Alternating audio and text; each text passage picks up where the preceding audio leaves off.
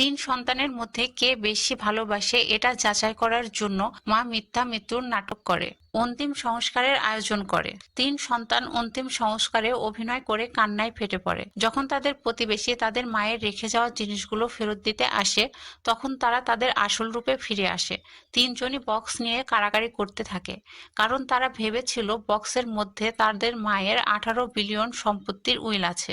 কিন্তু তারা বক্স খুললে দেখে তাদের ছোটবেলার খেলনা, ছবি, এসব কিছু স্মৃতি হিসেবে তার মা রেখে গেছে। যখন প্রতিবেশী তাদের মায়ের মেডেল দেখায়, তখন তিনজন আবার সেটা নিয়ে কাড়াকাড়ি করতে থাকে, কারণ তাদের ধারণা ছিল মেডেলটি যার কাছে থাকবে সেই সম্পত্তির বেশি ভাগ পাবে। এমন সময় বড় ভাই একটি বক্সে ধাক্কা খেলে বক্স ভর্তি স্বর্ণ আর টাকা দেখতে পায়, যা নেওয়ার জন্য তিনজন ব্যস্ত হয়ে যায় তাদের মায়ের অন্তিম সংস্কারের বদলে। তখন পাওনাদার বড় ভাইয়ের কাছে টাকা নিতে আসলে ছোট ভাই সম্পত্তির অংশীদার কমবে বলে বড় ভাইকে তুলে নিয়ে যেতে বলে। এতে বড় ভাই রেগে ছোট ভাইয়ের কুকীর্তি সবাইকে বলে দেয় যে সে কিভাবে তাদের ছোট বোনকে হারিয়ে ফেলে মাকে বলেছিল যে ছোট বোন কিডন্যাপ হয়েছে।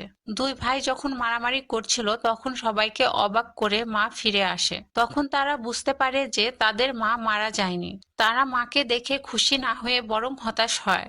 তাদের এমন আচরণে তাদের মা খুবই কষ্ট পায়, তাই তাদেরকে এক পয়সাও না দিয়ে সে সেখান থেকে চলে যায়। কিন্তু সে কিছুতেই ছোট মেয়ের কথা ভুলতে পারছিল না, তাই সব ছেড়ে সে গ্রামে চলে যেতে চায়। কিন্তু রাস্তায় খারাপ লাগায় সে মাথা ঘুরে পড়ে যায়। তখন একটি মেয়ে এসে তাকে যত্ন করে কাছে টেনে নেয়। এই মেয়েটিই ছিল তার সেই হারিয়ে যাওয়া ছোট মেয়ে।